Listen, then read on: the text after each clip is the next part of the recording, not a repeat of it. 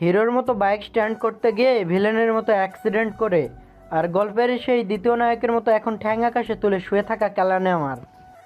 অসুস্থ শরীর অ্যাক্সিডেন্ট করে পুরো শরীর ব্যথায় জর্জরিত, হাতে পায়ে অধিকাংশ জায়গায় ব্যান্ডেজ নিয়েও দাঁত কেলিয়ে হাসলো ঈশান। খুব বেশি খারাপ লাগছে তাও নয়, আবার ভালোও লাগছে না তাও নয়, একেবারে মাঝামাঝি পর্যায়ে থাকলে যেরকমটা হয় ঠিক তেমনটাই। ঈশান কিছু বলবে তার আগেই মেহেদি বলে উঠল, ভাগ্যিস তোর বাইকের পেছনে বসে নি, নালে তোর পাশের বেডেই আমাকে শুতে হতো। শালা বাইক কিভাবে চালায়, মনে হচ্ছিল হেলিকপ্টার চালাচ্ছিস। সেই তো। এই তোকে বাইক চালানো কে শেখালো বলতো? শালাকে করলে বসে বাইক চালানো শেখাবো। দেশে আসার পর তো তোরাই শিখিয়েছিলি। না মানে আসলে হ্যাঁ হ্যাঁ ওই আর কি। তাই বলে আমরা এরকম করে স্ট্যান্ড করতে বলেছি তোকে? এরকম হলে দিতে বলেছি? একেই বলে সুখে থাকতে ভূতে কেলায়, ভালো থাকতে ইচ্ছে করে না। না কেলালে, এখন থাকো শুয়ে বেডে, 6 মাস এভাবেই পড়ে থাকতে হবে, তারপর সোজা হয়ে দাঁড়াতে পারবে। আল্লাহ মাবুদ বাঁচিয়েছে যে হাত পাগুলো অক্ষত আছে। অক্ষত থাকলো আর কোথায়? যদি তাই থাকতো তাহলে এভাবে হাত পাগুলো টানা দিয়ে বেঁধে রাখা হতো। ভাগ্যিস আঙ্কেল আন্টি দেশে নেই, তাহলে ওর অবস্থা যে কি করতো আমি শুধু সেটাই ভেবে শিউরে উঠেছি। নেই দেখে তো এরকম উড়তে শুরু করেছে। দেখেছিস না, মেয়েদের দেখলে আরও বেশি ভাব মারতে শুরু করে।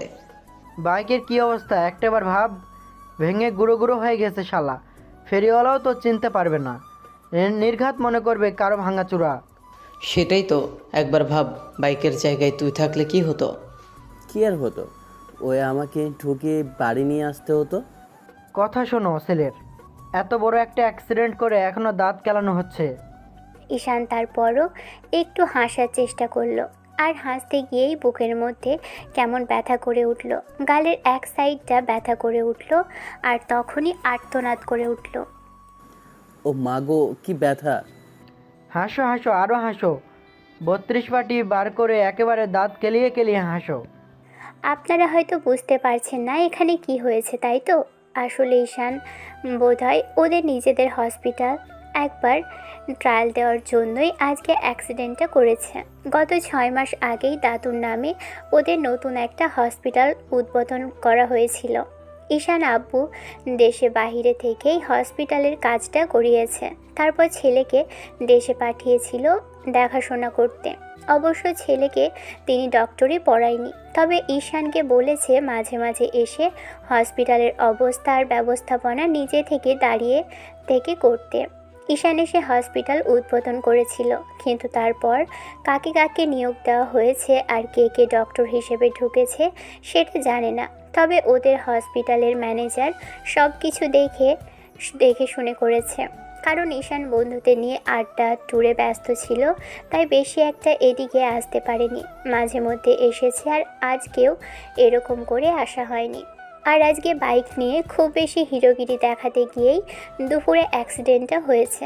অ্যাক্সিডেন্টের পর ছেলেটা অবশ্য সেন্সলেস হয়নি, কিন্তু সব জ্ঞানে থাকলেও পুরো ব্যথায় জর্জরিত। শরীরটা আব্বু আম্মুকে এখনও এ বিষয়ে জানানো হয়নি। শুভ ভাবলো অন্তত আর যাই হোক আঙ্কেলকে তো বিষয়টা জানাতেই হবে, যদি পরবর্তীতে কোনোভাবে জানতে পারে তাহলে ওদের বকাঝকা করবে। তো ঈশান এবার আর্তনাদ করে উঠতেই এরই মাঝে কেউ একজন দরজা ঠেলে কেবিনে প্রবেশ করলো। ভিআইপি কেবিনে ছেলেটাকে দেওয়া হয়েছে, নিজেদের হসপিটাল আর নিজেই এখন শুয়ে পড়েছে। ঈশান সেদিকে একবার তাকাতেই যেন হাঁ হয়ে গেল, কারণ এ তো সাক্ষাৎ পরি, না মানে একটা মেয়ে নার্সের ড্রেসে পরে এগিয়ে আসছে। মেয়েটা এগিয়ে এসে এবার একটা ট্রে বেড সাইডে রেখে বলতে আরম্ভ করলো, এই আপনারা এখানে কি করছেন? এত বকবক করছেন কেন? রোগীকে ডিস্টার্ব করা মোটেও ঠিক না, যান বেরোন এখান থেকে। মেয়েটার এরকম মিষ্টি কণ্ঠ শুনে ঈশানের ভিতরে যেন এক প্রশান্তির হাওয়া বয়ে গেল। মেয়েটা দেখতে একদম কিউটের ডিব্বা। ঈশান তো আসার পর থেকে ফ্যাচ করে তাকিয়ে রইল। মনে হচ্ছে অ্যাক্সিডেন্ট করে চোখের ভাগগুলো নষ্ট হয়ে গেছে। আচ্ছা, চোখের কি ভাগ থাকে? কে জানে, থাকতেও পারে। এরকম একটা সুন্দরী পরী আর নায়িকার মতো মেয়েকে সামনে থেকে দেখলে চোখে ভাগ নাকি অন্য কিছু থাকে উপরওয়ালাই ঠিক ভালো জানে। ঈশান মেয়েটার দিকে তাকিয়ে রইল। মেয়েটা ওর এমন চাহনি দেখে বিরক্তি না নিলেও পাশে বসে এবার গালের সাইডে লেগে থাকা রক্তের দাগগুলো পরিষ্কার করে দিতে লাগলো। কোনো রকমে ব্যান্ডেজ করেই ডক্টর বেরিয়ে গেছে। আরেকটা ওটি আছে বলে ঈশানের বন্ধুরা জোর জবরদস্তি করছিল সম্পূর্ণ কাজটা শেষ করার জন্য। তখন ঈশান বলেছে ওনাকে চলে যেতে, আর ডক্টর চলে গেছে একজন দক্ষ নার্সকে দিয়ে যাবেন। এই হয়তো সেই নার্স। ঈশান খেয়াল করলো বন্ধু দুটো নার্সের দিকে একদম হাঁ করে তাকিয়ে আছে। তার মানে নার্স দেখতে একদম ঝাক্কাস। বিষয়টা ভেবেই ঈশান এবার কিছু বলতে যাবে, তার আগে আবারও ব্যথা লাগলো গালের সাইডে। তখন মেয়েটা বলতে আরম্ভ করলো, আমাকে দেখা হয়ে গেলে এখন বেরোতে পারে। আমি এখানে আপনাদের সাথে এরকম সঙ্গের মতো বসে থাকার জন্য আসিনি, কাজ করতে এসেছি। ওনাকে রেস্ট নিতে দিন আর আমাকে পরিষ্কার করতে দিন। আপনারা এখানে থাকলে উনি কথা বলবে, তাতে ওনারই ব্যথা লাগবে। ঈশানের বন্ধু দুটো হক চুকিয়ে গেল। তারপর দুজনেই বাইরে বেরিয়ে গেল। ঈশান মেয়েটার দিকে ট্যাপ ট্যাপ করে তাকিয়ে আছে দেখে ছেলেটা কিছুটা বিরক্তি নিয়ে বলতে লাগলো, এই যে মশাই, এবার একটু ঘুমানোর চেষ্টা করুন। এভাবে ড্যাপ ড্যাপ করে তাকিয়ে থাকলে হাত পায়ের সাথে এবার চোখ দুটোও খুলে পড়ে আসবে। সামনে এরকম একটা কিউট সুইট আর মিষ্টি মেয়ে বসে থাকলে চোখ মেলে তাকানো ছাড়া ঘুমানো যায় নাকি? এই অবস্থাতে শুয়ে আছেন, তারপরেও ফ্ল্যাটিং করে ছাড়ছেন না। আপনাদের দেখেই বোঝা যায় যে ফ্ল্যাট করার জন্যই বাসা থেকে বের হন, তাই না? ফ্ল্যাট কোথায় করলাম? সুন্দরকে সুন্দর বললেও দোষ? আপনাদের বোধ হয় এইটাই একটা সমস্যা, যে সত্যিকারের পছন্দ করে কিংবা প্রশংসা করে এমন কাকে কখনো পাত্তাই দেন না, আরও উল্টো বলেন তারা ঢপ দিচ্ছে। আমার তো প্রশংসা করতে হবে না, অন্য সময় দেখতে পাবেন। কারণ এক সপ্তাহের আগেই আপনাকে এখান থেকে ছাড়া হবে না। আপনি কি করে বুঝলেন? আপনি তো অপারেশনের সময় ছিলেন না। ডক্টর বলেছে। আর আপনাদের হসপিটালেই আপনার শুয়ে থাকতে কেমন লাগে সেটা তো দেখতেই পাচ্ছি। সব খোঁজ খবর নিয়ে এসেছেন দেখছি। আমি আপনাকে আগেও দেখেছি। আপনি হসপিটালের প্রতিষ্ঠাতার অর্থাৎ এমডির ছেলে, বর্তমানে এমডি, তাই তো? যাক, পার্সোনাল লাইফে অনেক কিছু জেনে ফেলেছেন। আমি কে কেমন হয়তো জানেন। তাহলে এবার সামনের দিকে এগোনো যাক। মানে তেমন কিছু না, আপনি দেখতে কিউট সুইট আর একদম পুতুলের মতো। আমার আপনাকে ভালো লেগেছে, তাই বলছি। স্টপ! আর একটু হলে আজকেই মরে যেতেন। আর এখন বসে আপনার এসব ফালতু কথা বলছেন। একবার নিজের অবস্থা দেখেছেন? কবি বলেছে, যে অবস্থাতেই যেভাবেই থাকো না কেন, ভালোবাসার প্রকাশ করতে থাকো। ঢপ দিচ্ছেন আপনি, আর মিথ্যা কথা বলার জায়গা পান না। এই কথা যে কবি বলেছে, সেই কবি এখনো জন্মই নেয়নি। তাহলে বুঝতে পেরেছেন। যাই হোক, আপনি এখন থেকে আমার কাছে আসবেন। আপনার কাছে আসবো মানে? আপনি যেমনটা ভাবছেন আমি ওরকম মেয়ে নই। আরে বাবা, আপনি আমার দেখাশোনা করবেন। অন্য কোথাও থাকলেও আপনি এখন থেকে এখানে আসবেন, অন্য কাকে পাঠাবেন না, তাই বললাম। আপনার কথা আমি কেন শুনতে যাব? কেন শুনতে যাবেন সেটা জানি না, তবে আপনার কথা আমার কথা যে আপনাকে শুনতেই হবে ম্যাডাম। না হলে কি করবেন? চাকরি থেকে বের করে দেবেন নাকি জোর করবেন?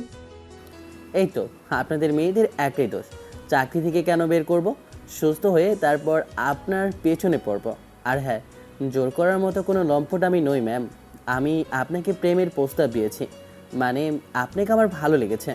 জানি না কেন ভালো লেগেছে। এই অবস্থাতে অবশ্য অবস্থার বিবেচনা করে প্রেম ভালোবাসা হয় না, সেটা আমি এখন এই মুহূর্তে বুঝতে পারছি। তাই ভুলেও যেন আমার দিক থেকে নজর না সরে তোমার। এখন থেকে হবু বয়ফ্রেন্ডের দেখাশোনাটা নিজে থেকে করবেন। যদি তা না করো তাহলে কিন্তু আমি খুব বেশি রেগে যাব, বলে দিলাম। উফ, আমার এখানে আসাই ভুল হয়েছে। নাহলে আপনার মতো একটা বদমাইশ আর অসভ্যের সাথে আমার দেখাই হতো না আজকে। যা খুশি বলে নাও, তোমারই তো হবু বর, যা খুশি তাই বলতে পারো সুন্দরী। এবার নার্স অর্থাৎ তোয়া কাজ শেষ হয়ে গেলে চলে যেতে নিলেই তখন ঈশান বলতে লাগলো, বাই দ্য ওয়ে, তোমার নামটা কিন্তু বলনি। এবার অন্তত নামটা তো বলে যাও সুন্দরী। স্টুপিড। ওইটা তো আমার নাম হতে পারে, কিন্তু তোমার নাম কিভাবে স্টুপিড হয়?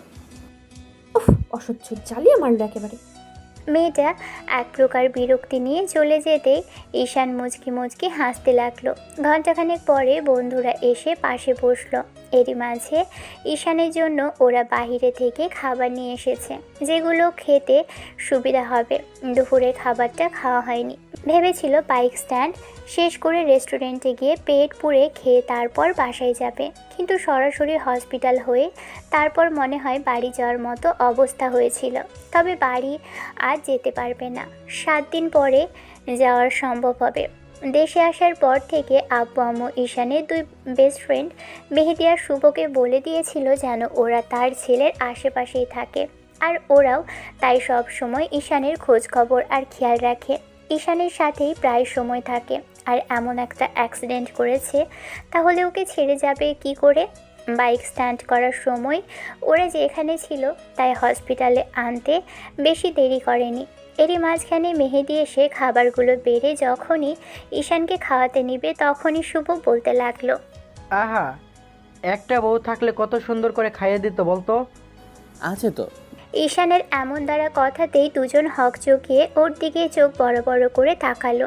এবার শুভ আর মেহেদির আগ্রহ সুযোগ দৃষ্টি দেখে বলতে লাগলো, আছে মানে? না মানে আসলে আমি বলছিলাম কি, তোদের তো বলা হয়নি। তখন যে নাচ মেয়েটা আসলো, ওকে না খুব ভালো লেগেছে, তোদের বলার জন্য খুঁজছিলাম। আর ভালো কথা, মেহেদি শোন, ওর খোঁজ খবর নিবি, ডিটেলসে আমাকে জানাবি। ও কোথায় থাকে, কি করে, আর কবে থেকে এখানে জব করছে সব কিছু জানাবি। আর ওকে আমার এই কেবিনে পার্মানেন্ট করে দে, অন্য কোথাও যেতে হবে না, সব সময় যেন আমার কাছে আসে। বাদবাকিটা আমার থেকে জেনে নিস। আমি যেটা বলেছি সেটা কর, যদি না করিস সুস্থ হয়ে কিন্তু তোদের এই বেডের শট ব্যবস্থা করব। ওস্তাদ, এত জোরে গাড়ি চালিয়েছেন, এখন আবার হুইল চেয়ারে বসেও গাড়ি চালানোর ইচ্ছা আছে নাকি? মানে মানে কিছু না, আঙ্কেলকে বিষয়টা বলেছি, আর সব শোনার পর বলেছে বাকি হাত পাগুলো বাসায় এসে ভাঙবে। তোমাকে পাঠিয়েছে এখানে সব কিছু দেখে শুনে রাখার জন্য, আর তুমি কিনা এখানে বাইক স্ট্যান্ড করে নিজের এই অবস্থা করেছো। তার উপর বলছো হসপিটালের এক নার্সকে তোমার পছন্দ হয়েছে, তার খোঁজ খবর নিতে সে নাকি আমাদের ভাবে। হবে, সামনে হয়ে যাবে, আর মন থেকে ভালোবাসলে সবই সম্ভব। এখন যেটা বলেছি সেটা শোনো, ওর খোঁজ খবর আমার কিন্তু চাই। ওকে ডাক এক্ষুনি। ডাকবো, এখনকার মতো খাবারটা খেয়ে নে, তারপর না হয়। কখনোই না, তোদের ভাবির হাতে খাবো, তোদের ভাবি এসে আমাকে খাওয়াবে, তারপর অন্য কথা। এখনই যা এখান থেকে, চোখের সামনে থেকে দূর হ। ঈশান রাগী চোখে দুজনের দিকে তাকিয়ে রইল। কেউ কাছে আসলে বকাঝকা করতে লাগলো। আধা ঘন্টা যাবৎ বোঝানোর পরও যখন উপায় হলো না, তখন গিয়ে ডক্টরের সাথে আগে শুভ কথা বলল মেয়েটার বিষয়ে, ঈশানের কেবিনে ওকে একেবারে পার্মানেন্ট করে দিতে। আর শুভর কথাতে লোকটা কিছুক্ষণ অবাক চোখে তাকালেও তখন বলে দিল মালিকের ছেলের কথা, তাই লোকটা তেমন আর বেঁকে বসতে পারল না। অন্যদিকে মেহেদি গিয়ে ভদ্রমহিলার খোঁজ খবর নিয়ে এসে তারপর যখনই ঈশানের সামনে আসলো, শুভ ছেলেটাকে ততক্ষণে ডেকে নিয়েছে। তোয়া আসছে বলে শুভকে হয়তো পাঠিয়ে দিয়েছে। দুজনেই ফিরে এসে ওর সামনে দাঁড়ালো, আর মেহেদি বলল, আর যেদিন থেকে হসপিটাল চালু হয়েছে সেদিন থেকেই এই মেয়েটা এখানে জব কন্টিনিউ করছে। মধ্যবিত্ত ফ্যামিলির একটা মেয়ে, আর তোর থেকে বয়সে 2 বছরের সিনিয়র হবে। অনেক দিন যাবতই চাকরির জন্য ঘুরছিল, তারপর তাদের হসপিটাল অনেক চেষ্টা করে চাকরিটা জোগাড় করতে পেরেছে। বেশি টাকা বেতন পায় না এখান থেকে, তবে যা পায় সেটা দিয়ে অসুস্থ বাবা মার সংসারটা চলে যায়, কোনোভাবে চালিয়ে নেয়। একা এক বাবার মেয়ে, আর বাবার অনেক দিন আগে অ্যাক্সিডেন্টের কারণ কর্মক্ষমতা হারিয়েছিল। তারপর থেকে সংসারের হালটা মেয়েটা ধরেছিল। তাই কত কষ্টই না হয়েছে আমার জান পাখিটার। ওই শোনো, ওর বেতনটা দ্বিগুণ করে দে, যদি কেউ জিজ্ঞেস করে সেটা আমি বুঝে নেব। আর শোন, তুই ওকে ডাকিস নি শুভ।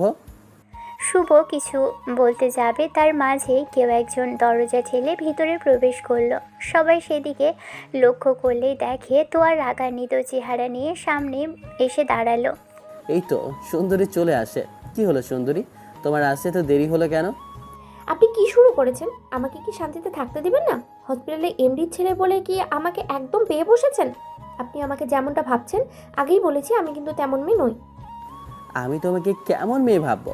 তুমি অনেক সুন্দরী, অনেক কিউট, তেমনি ভাবছি। আর তুমি আমার সিনিয়র হবো গার্লফ্রেন্ড। আব্বু আম্মু আসলে খুব তাড়াতাড়ি আমরা বিয়েটাও করে নেব। দেখো, তার আগে কিন্তু তোমাকে রাজি হতে হবে সুন্দরী। আপনি এবার বাড়াবাড়ি করছেন। আপনার কিন্তু এরকম করাটা মোটেও ঠিক হচ্ছে না। আপনি জানেন একটা মেয়ের মতের বিরুদ্ধে গিয়ে তাকে এরকম জোর জবরদস্তি করাটা কত বেআইনি। আমি আপনার এখানে আসতে চাইনি, কিন্তু জোর করে ডাক্তার আমাকে পাঠালো, বলল আপনার কথাতেই এখানে আমার ডিউটি দেওয়া হয়েছে। আপনি কি শুরু করেছেন এসব? আমার এই সুন্দর ফুলটাকে অন্য কেউ দেখবে না, এখন থেকে শুধু আমিই দেখব। এবার নাও, আমার খাবারটা খাইয়ে দাও তো, উঠতে পারছি না জান পাখি। বলছিলাম কি, এখন থেকে যেহেতু এখানেই থাকতে হবে, তাই আপনাকেই ওর খেয়াল রাখতে হবে। এই জন্য আপনাকে আলাদা বোনাস দেওয়া হবে, আপনি টেনশন করবেন না। দেখুন, আমি চাকরি করে যে টাকাটা পাচ্ছি তা দিয়ে আমার দিব্যি চলে যাচ্ছে। এর বাইরে আমার কিছুর দরকার নেই। আর টাকার লোভ দেখিয়ে এগুলো আমাকে দিয়ে করানো যাবে না। ওকে বাবা, কিছু লোভ দেখাবে না, এখন বসো, আমাকে খাইয়ে দাও, খুব খিদে পেয়েছে। শুভ আর মেহেদি অনেকক্ষণ যাবৎ মেয়েটাকে রিকোয়েস্ট করতেই তোয়া ভাবলো যেহেতু ওর ডিউটি এখানেই পড়েছে সেহেতু ছেলেটার খেয়াল রাখতেই হবে। আর আগেও হয়েছে, কতবার রোগীকে খাইয়ে দিতে হয়েছে, কিন্তু কোনো ছেলের কেবিনে এই প্রথমবার আসতে হচ্ছে তোয়াকে। কারণ হসপিটালে যে ম্যানেজার তাকেও খুব শ্রদ্ধা করে আর বড় ভাইয়ের মতো লোকটাকে দেখে বলেই কোনো সময়ের জন্য ওকে কোনো ছেলে কিংবা আর কোনো পুরুষের কেবিনে পাঠায়নি, সবসময় মেয়েদের ওয়ার্ডেই পাঠিয়েছে। কিন্তু আজকে এরকম করে যে পাঠাবে সেটা ভাবতে পারেনি তোয়া। মেয়েটাকে বারবার বলতেই এক প্রকার বিরক্তি নিয়ে তোয়া ঈশানের সামনে বসলো। তারপর খাবারটা স্পুন দিয়ে ঈশানের মুখের সামনে তুলে ধরতেই ছেলেটা খেয়ে নিল। বাচ্চাদের মতো করে তোয়া ওকে খাওয়াতে লাগলো। মেয়েটার ভয়েসটা একদম মোহনীয়, শুনতে ইচ্ছে করে। ঈশান ইশারা করতে বন্ধুরা সবাই বাহিরে বেরিয়ে গেল। আহা, কি সুন্দর দৃশ্য! কোনো দায়িত্ববান স্ত্রী তার একমাত্র হাজবেন্ড আর আদরের ভালোবাসার বরটাকে খাইয়ে দিচ্ছেন নিজ হাতে। জানো, যে কেউ দেখে বলবে না তোমার আর আমার মাঝে কোনো সম্পর্ক নেই, আই মিন হতে যাচ্ছে, এখনো হয়ে ওঠেনি। কিন্তু তোমাকে এরকম গাল ফুলিয়ে থাকতে দেখলে যে কেউ ভাববে যে তোমার আমার সাথে। ইচ্ছে করছে খুশি মেরে নাকটা ফাটিয়ে দিতে। আজকে কি কুক্ষণে যে হাসপাতালে এসেছিলাম, নাহলে আপনার মতো একটা বদমাইশ লোকের কেবিনে আমার ডিউটি পড়তো না। আমি বদমাশ হতে পারি, কিন্তু ভালোবাসার দিক থেকে দেখো, একদম তোমাকে নিজে থেকে বেশি ভালোবাসবো। আর এত রাগ করতে হয় না সোনা, শরীর খারাপ করবে তো। শরীর আমার নয়, আপনার খারাপ করবে। এত বেশি বকবক না করে খাবারটা খেয়ে নিন আর আমাকে যেতে দিন। তোমার তো কোথাও যাওয়া হচ্ছে না সুন্দরী, তুমি এখন থেকে যে আমার এখানেই থাকবে। এত কথা বলো কেন? আমি তোমাকে বলেছি না এখানে ডিউটিতে থাকবে তো থাকবে। এখন তো আমার মনে হচ্ছে আপনাকে আজকে এই রিলিজ করে দেওয়াটাই ভালো ছিল। অন্তত আর যাই হোক, আমাকে আপনি দেখতেও পেতেন না, আর এখানে আপনি থাকতেনও না আর আমাকেও জ্বালাতেন না। মেয়েটা এক গাদা কথা শোনালো। ঈশান শুধু মুচকি হাসলো। শেষে গিয়ে ঈশানের খাওয়া শেষ হতেই মেয়েটা যখন চলে যাচ্ছিল তখন ঈশান ওকে ডাকলো পিছন থেকে। সুন্দরী বলে ডাকতেই তোয়া চোখ রাঙিয়ে ওর দিকে তাকালো আর বলতে লাগলো, এই সুন্দরী কাকে বলছেন? আমি কোনো সুন্দরী টুন্দরী না, আমার একটা সুন্দর নাম আছে, তোয়া। ও হ্যালো তোয়া বেবি, বেবিটা এদিকে আসো তো, আমার মুখটা একটু মুছে দাও। ভদ্র বইয়ের মতো একটু মুখটা মুছে দিলেই তো হয়। এবার তোয়া কিছু একটা ভেবে এগিয়ে আসলো। ঈশান আবারও কথাটা বলতেই মেয়েটা পাশে থাকা টিস্যু দিয়ে মুখটা মুছিয়ে দিল ছেলেটার। তারপর চলে যেতে নিলেই ঈশানোর একটা হাত ধরলে মেয়েটা বেশ খানিকটা অবাক হলো। প্রথম দিনেই এত বড় সড়ো একটা ঝটকা পছন্দ হয়নি। ঈশান হাতটা ছেড়ে দিল আর বলতে লাগলো, ওফ সরি, প্রথম দিনে এত দূরে এগোনোটা ঠিক হয়নি। যাও সোনা পাখি। তোয়া বুঝতে পারলো আগামী 7 দিন বোধহয় এই ছেলেটা ওকে জ্বালিয়ে মারবে। সব কিছু ঠিকঠাক আছে কিনা দেখে তারপর বেরিয়ে যেতেই খেয়াল করলো দুই বন্ধু, অর্থাৎ হসপিটালের বর্তমান এমডি দুই বন্ধু বাহিরে দাঁড়িয়ে আছে। ওদের দেখে মেয়েটা বলতে লাগলো, যেমন বন্ধু তার তেমনই সাঙ্গপাঙ্গ। এরকম করে তাকিয়ে থাকেন কেন সব সময়? কখনো মেয়ে দেখেননি নাকি? আরে বাবা, দেখলেও তো এখন ভাবির নজরে তাকাতে হচ্ছে, আর ভাবি না হলে তো আমরা চান্স নিতাম। আপনাদের বোধহয় লাজ শরম নেই। একটা মেয়ের সাথে কিভাবে কথা বলতে হয় সেটাও জানেন না। জানি তো, ভাবির সাথে তো ভদ্রভাবেই কথা বলছি, আর ভাবি না হলে তো অন্যভাবে কথা বলতাম, তাই না? আপনাদের সাথে কথা বলাই বেকার। কি কুক্ষণ যে আজকে এই কেবিনে আসতে গেলাম আমি। না আসলে কি আপনি আমাদের ভাবি হতেন, তবে একটা কথা ভাবি, নার্স ম্যাডাম চলে যাচ্ছিল। শুভর কথাতে আবারও দাঁড়ালো, পিছন ফিরে বলল, কি? না মানে আসলে আপনার দিকে এখন তাকানোটা নিষিদ্ধ, তাই বলছিলাম কি আপনার কোনো বান্ধবী কিংবা কোনো বন্টুন আপনার মতো কিউটের ডিব্বা হবে কি না? যদি থাকে তাহলে আমাদের বলতে পারেন, দুজনের একজনের সেট হয়ে যায় আর কি। তোয়া রাগী চোখে তাকাতেই মেহেদি আমতা আমতা করে বলতে লাগলো, ঠিক আছে, আমরা বের করে নিব। আপনারটা যখন বের করতে পেরেছি তাহলে আপনার কাজিন কিংবা ফ্রেন্ডের কথাও আমরা বের করে ফেলব। তোয়া হন হন করে সেখান থেকে চলে গেল। তারপর গিয়ে নিজের রেস্ট রুমে বসে ভাবতে লাগলো। এলাকাতেও কিছু বখাটে জ্বালায়, এখানে আসার সময়ও কিছু বদমাইশ চালাবে। আবার হসপিটালে এসে হসপিটালের এমডির ছেলে এরকম করে বদমাইশি করছে। এই অসভ্যতার জন্য আমাকে দেখছি এবার পাগলই হয়ে যেতে হবে। কোথায় এসে পড়লাম? সব সময় মেয়েদের সাথে কী রকম হয়, এরকমই হয় নাকি? ফাজিলগুলো মেয়েদেরকে দেখলেই এমন বদমাইশি করতে ইচ্ছে করে। এরা পারেও বটে, এরকম একটা অসভ্যের সাথে দেখা হলো কি করে সেটাই বুঝতে পারছি না। ডক্টর বলেছে 7 দিনের কথা। এই কথাটা যখনই মাথায় আসলো তখনই তোর মনে হতে লাগলো ঈশান ওকে 7টা দিন পুরো জ্বালিয়ে মারবে। ডক্টরের তরফ থেকে বলা হয়েছে, আর ম্যানেজারও বলে দিয়েছে খুব করে ঈশানের কেবিনে ও ডিউটি করতে হবে। তোয়া আরও ভাবতে লাগলো, এখান থেকে কোনোভাবে যদি ট্রান্সফার নিয়ে অন্য কোথাও যাওয়া যায় এই 7 দিনের জন্য, অন্তত ছেলেটা এখান থেকে চলে গেলে তারপর যেখানে খুশি দিক ভেবেই তোয়া উঠে ম্যানেজারের সামনে গেল। ম্যানেজার একটা বিল করছিল। এরই মাঝখানে তোয়াকে দেখেই ভদ্রলোক একটু ওর দিকে আর চোখে তাকিয়ে থেকে বলতে লাগলো, কি হয়েছে আপু? না মানে আসলে ভাইয়া বলতেছিলাম কি যে কেবিনে আমার ডিউটি পড়েছে, ওই কেবিনটা কি আমাকে একটু চেঞ্জ করে অন্য কোথাও পাঠানো যায়? কোনো সমস্যা হয়েছে? আসলে তেমন কোনো সমস্যা না, তবে ওই ছেলেটা কেমন যেন, কোন ছেলেটা? যাকে ওই কেবিনে শিফট করানো হয়েছে। মানে এমডির ছেলের কথা বলছো তো? হ্যাঁ ভাইয়া, আসলে উনি কেমন করে যেন কথা বলে আর কেমন করে তাকিয়ে থাকে, তাই বলছিলাম কি যদি আমাকে অন্য কোথাও দিতেন। 7টার দিনেই তো ব্যাপার, ম্যানেজ করে নাও। আর ডক্টর নিজে রেকমেন্ডেড করেছে, এখানে আমি কি করতে পারি বলো?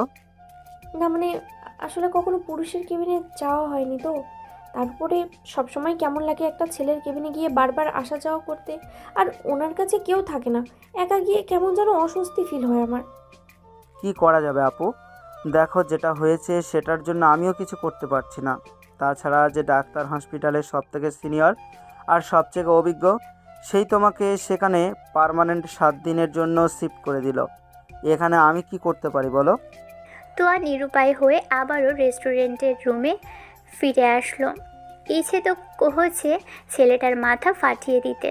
যাই হোক, রাতের খাবারটা যখন খাওয়ার সময় হলো তখন নার্স ম্যাডামকে ডাকতেই ভদ্রমহিলা কিছুক্ষণ বাদে ঈশানের কেবিনে এসে দেখলো 2 বন্ধু একদম বাদুড়ের মতো ঝুলে আছে, না মানে পাশে দাঁড়িয়ে আছে। তোয়া আসতেই ওরা দুজন সুরসুর করে বেরিয়ে যেতেই ঈশান বলতে লাগলো, দেখো দেখো ভাবিকে কিভাবে সম্মান দিতে শুরু করেছে ওরা। আপনি কি আমাকে জ্বালানো ছাড়া আর অন্য কিছু করতে পারেন না? একদিনেই এত বেশি মানুষকে মানুষ কিভাবে জ্বালাতে পারে? দেখেন, আপনি যদি ভেবে থাকেন অন্য আর 10টা মেয়ের মতো আপনি আমার সাথে ফ্লার্ট করলে আমি রাজি হয়ে যাব আর আপনার প্রেমে হাবুডুবু খাবো আর বড় লোকের ছেলে বলে গলায় ঝুলে পড়ার চেষ্টা করব, তাতে সেটা আপনার ভুল ধারণা। এরকম কখনোই হবে না। আর আমি এরকম ধরনের মেয়ে আপনাকে আগেই বলে দিয়েছি যে আমি এমন না। এসব বন্ধ করুন। আমি জানি তো তুমি সবার থেকে আলাদা, তাই তো তোমার প্রেমে পড়েছি। দেখো, তুমি আমাকে পছন্দ করো না, ভালোবাসো না, সেটা পরের বিষয়, কিন্তু আমি চাইছি না পারিবারিকভাবে বিষয়টা আগে নিয়ে যেতে। তোমাকে আমার প্রথম দেখাতেই পছন্দ হয়েছে, তাই চাইছি তোমাকে ইমপ্রেস করতে, আর তুমি যেন আমার প্রতি দুর্বল হও। আপনি যদি ভেবে থাকেন এরকম কিছু হবে তাহলে সেটা আপনার ভুল ধারণা। এরকম আজে বাজে আর আজব চিন্তা ভাবনা আর কখনোই করবেন না, কারণ আমি এরকম কিছু হতেই দিব না। আপনার প্রতি দুর্বল হওয়া তো দূরে থাক, আপনার আশেপাশেও আমি থাকতে চাই না। 7টা দিন এখানে আপনার জন্য ডিউটি করতে হবে, তাই না হলে অন্য কেউ হলে আমি কখনো এখানে আসতাম না। যেভাবেই হোক কেবিন থেকে অন্তত রেহাই নেওয়ার জন্য হলেও অন্য কোথাও যেতাম। সেটা তো তোমার দ্বারা হচ্ছে না, এখন থেকে এখানেই তোমার থাকতে হবে। আর তুমি যদি ভেবে থাকো 7 দিন পর আমি বাসায় চলে গেলে তুমি রেহাই পেয়ে যাবে, তাহলে সেটা তোমার ভুল ধারণা। মেয়েটা ঈশানকে খাওয়াচ্ছিল।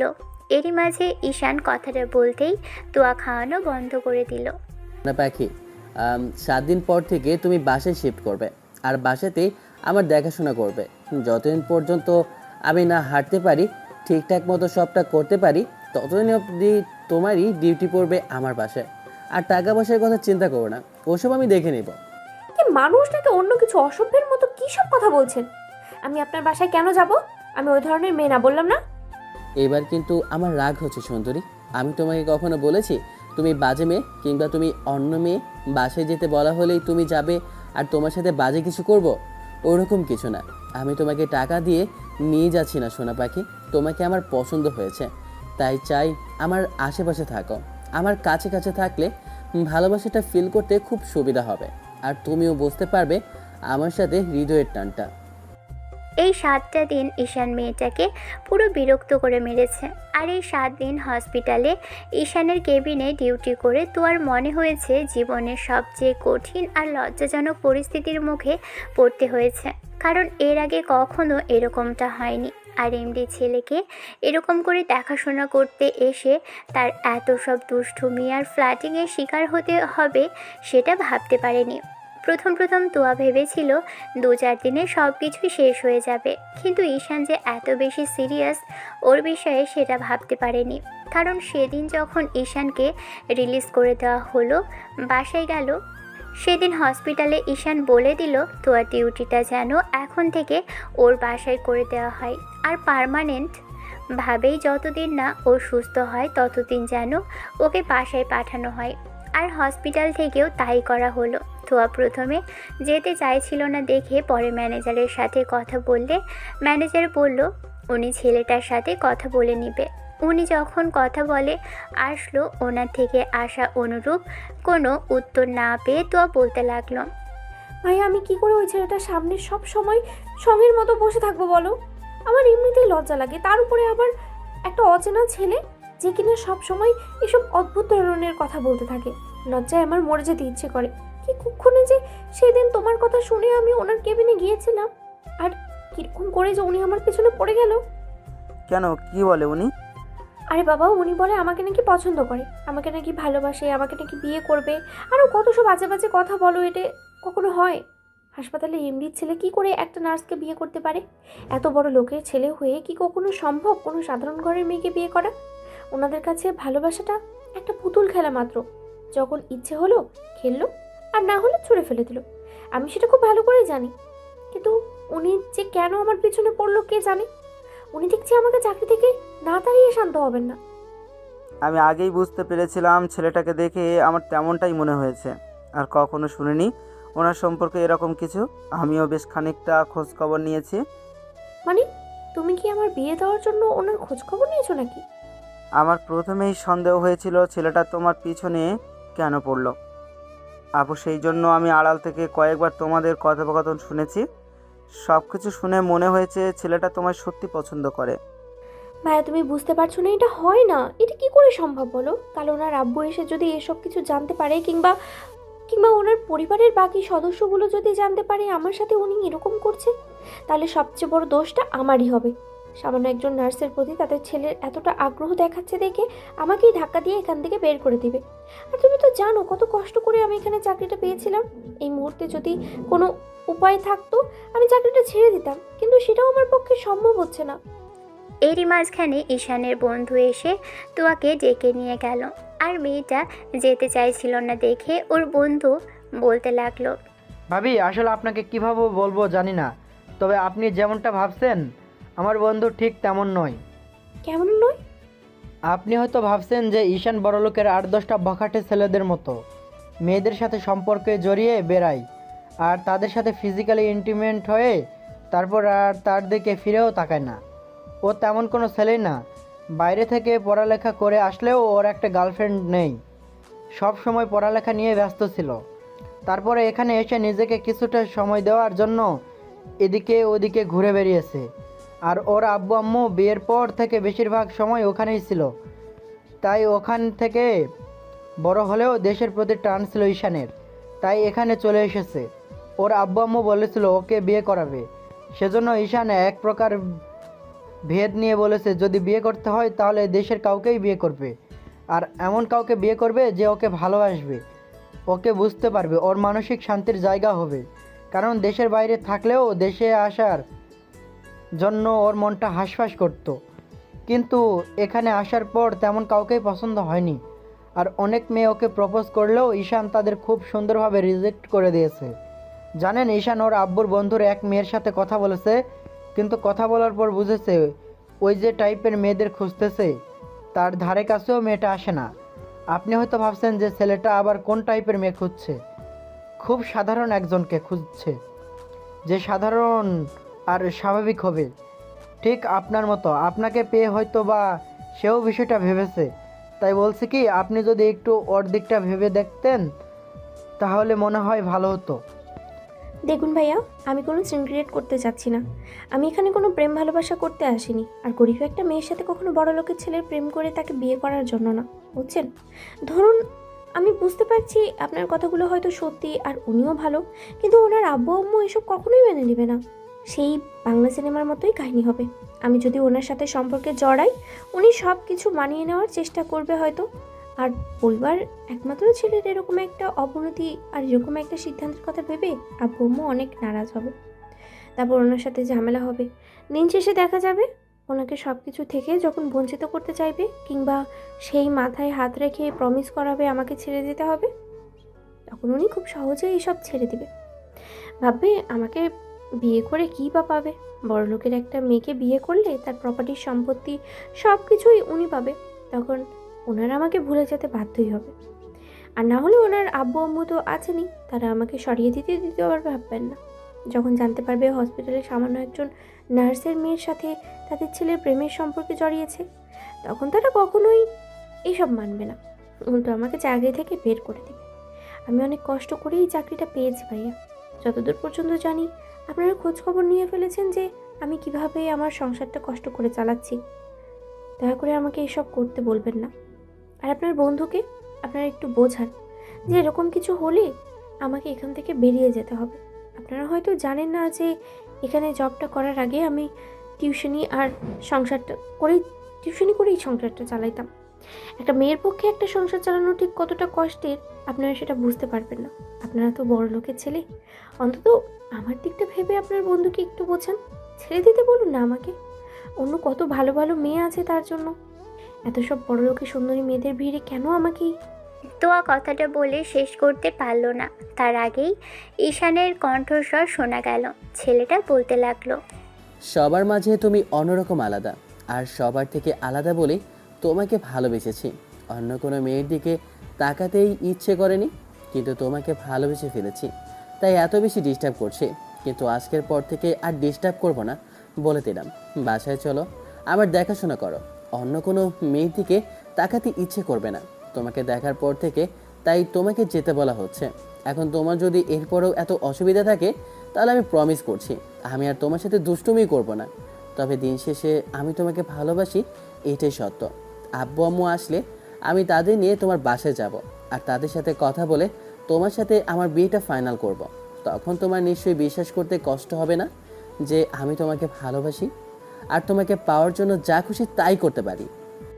আপনি বুঝতে পারছেন না ঈশান, আপনি যেটা করছেন সেটা কখনো সম্ভব না, আর আপনি সেই পাগলামিটাই করছেন। আমি সবটা বুঝে গেছি, আর বোঝাতে তোমাকে পারিনি। তুমি একটু নিজেকে বুঝে নিলেই হয়। এত পাগলামি কেন করছো? এত ভালো কেউ বাসবে তোমায়? চারিদিকে এত ফেক ভালোবাসার ভিড়ে সত্যিকারের ভালোবাসাটা তোমার চোখে পড়ছে না, কিন্তু দিন শেষে তোমার আমার ভালোবাসাটাই পেতে ইচ্ছে করবে। তোয়া, ভালোবাসলে তুমি আমাকে, ভালোবাসবে তুমি আমাকে খুব তাড়াতাড়ি আর খুব বেশি। মেহেদি এবার ঈশানকে ইশারা করলো আর কোনো কথা না বলতে। মেয়েটা চুপ করেছিল। তারপর ওকে আরেকটু রিকোয়েস্ট করতেই গাড়িতে উঠে গেল। ঈশানকে বাসায় আনা হলে ওর দুই বন্ধু চ্যাংদোলা করে ধরে ওকে একদম ওর রুমে নিয়ে আসলো। ঈশান বলেছিল নিচে একটা রুমে শিফট করে দিতে, কিন্তু দোতলায় ওর সব জিনিসপত্রগুলো সেজন্য উপরেই নেওয়া হলো। আর মেয়েটা তো আছেই, সেজন্য আর তেমন করে ওকে ভাবতে হলো না। বন্ধুরা ঈশানকে রুমে নিয়ে একদম বেডে শুইয়ে দিয়ে তারপর যখনই চলে যাচ্ছিল তখনই তোয়া ওদের ডেকে বলতে লাগলো, আপনারা কোথায় যাচ্ছেন? কেউ একজন থাকুন এখানে। আপনার বন্ধুকে আমি না হলে দেখে রাখবো, তাহলে আমারও তো একটা বাইরে যাওয়া হচ্ছে না। আর এটা এটা কোনো হসপিটালে না যে আমি গিয়ে প্রেসক্রিপশন দেখিয়ে ওষুধটা নিয়ে আসবো। আপনাদেরকে যেতে হবে, ওই ওষুধগুলো এক্ষুনি নিয়ে আসবেন। মেয়েটার এমন দ্বারা কথা শুনে সবাই একটু আগ্রহসূচক দৃষ্টি নিয়ে তাকালে মুচকি হাসল ঈশান। তার মানে ওর প্রতি নজর আছে মেয়েটার। যেহেতু ওর দেখাশোনা করতে এসেছে সেহেতু এগুলো দেখারই কথা, কিন্তু তারপরও এমন করে আবদার করছে আর এমন করে ওর বন্ধুদের বলছে যেন ওর সাথে ঈশানের অনেক দিনের সম্পর্ক। আর তুয়া একজন দায়িত্ববান স্ত্রী আর তার স্বামীর জন্য এরকম করে আবদার করছে। কথাগুলো ভেবেই সবাই মুচকি হাসলো। তুয়া খানিকটা বিরক্তি নিয়ে বলল, কি ব্যাপার, এরকম দাঁত কেলাচ্ছেন কেন দাঁড়িয়ে দাঁড়িয়ে? যান এখান থেকে। এই ঘটনার পর থেকে তুয়া সব সময় প্রায়ই ঈশানের আশেপাশে থাকতো। তুয়াকে ঈশানের বাসার গেস্ট রুমে জায়গা করে দেওয়া হলো মেয়েটার রেস্ট নেওয়ার জন্য। অবশ্য রেস্ট নেওয়ার মতো সময় পেত না। ঈশান সব সময় ওকে কাছে পাওয়ার জন্য সব সময় ডাকতে থাকে। এই করতে হবে, এই করতে বলে, ওই করতে বলে, খাইয়ে দিতে বলে। মোট কথা এমন কোনো কাজ নেই যা তুয়ার করতে হয় না। ঈশানের সাথে থাকতে থাকতে প্রথমে বিরক্তি লাগলেও পরবর্তীতে ছেলেটার এরকম আদুরে আবদার আর কেয়ারিং, তার উপর মেয়েটার চোখের আড়াল হলেই বারবার ওকে কাছে ডেকে নিজের কাছে টেনে আনবে। প্রথম বিষয়গুলোতে তোয়ার বিরক্ত লাগলেও এখন কেন জানি ভালো লাগা কাজ করতে আরম্ভ করলো।